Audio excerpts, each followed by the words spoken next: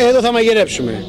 Πολύ απλά θα βρούμε ό,τι χορταρικό υπάρχει αυτή την εποχή, ό,τι καλλιεργείται, θα το σοτάρουμε και μετά θα το βάλουμε μέσα σε ένα ζυμαράκι από ψωμί και θα το τηγανίσουμε. Θα κάνουμε σε κάτι σαν τηγανίτες με διάφορα χόρτα, να έχουν την ευκαιρία τα παιδιά να δοκιμάσουν διάφορα αρωματικά χορτά.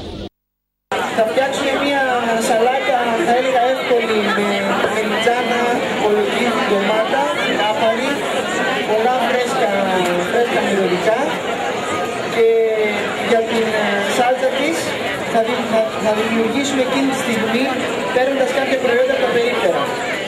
Και στο τέλος θα φτιάξουμε μια πάρα πολύ ωραία μους μόκα, μια συνταγή του Τόνι, την οποία θα τη σερβίρουμε με ένα πολύ ωραίο ζελέ από φραγκόσικα, το οποίο το δοκιμάσαμε και μας άρεσε πολύ.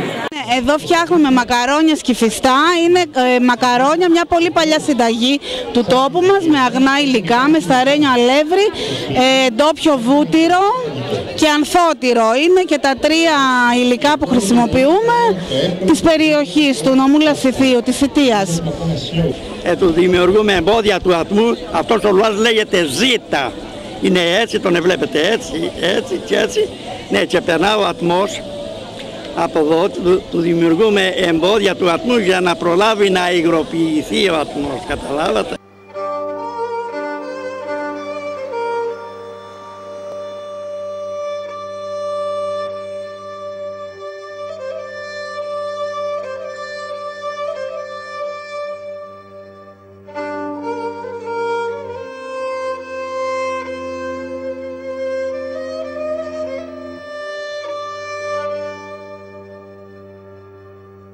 Και καθαργά στο πόρτεγο μπορώ να το σεβάνω, σαν να είναι γάμος και χαρά στην τεχνιά να μάθω.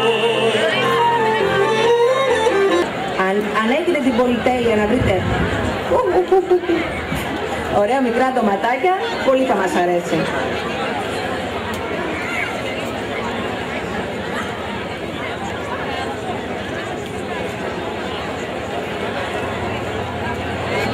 Εδώ αυτό που ήθελα ήταν να μην χρησιμοποιήσω τίποτα άλλο από υλικό που δεν ξέρετε, να είναι μόνο τα υλικά που γνωρίζετε.